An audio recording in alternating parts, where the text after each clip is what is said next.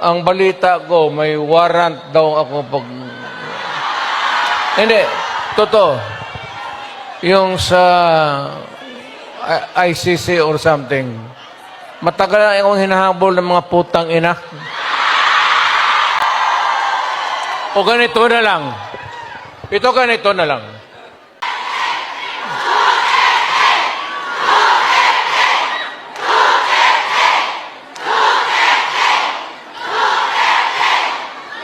Ang higiin ko na lang sa inyo, total, kung ganito man talaga ang swerte ko sa buhay, okay lang, tatanggapin ko yan.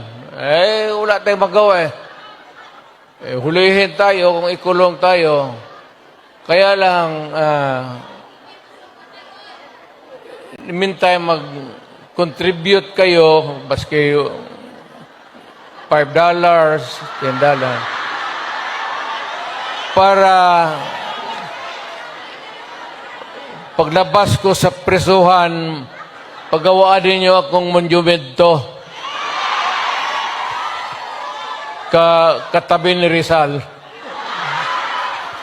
Si Rizal may hawak na libro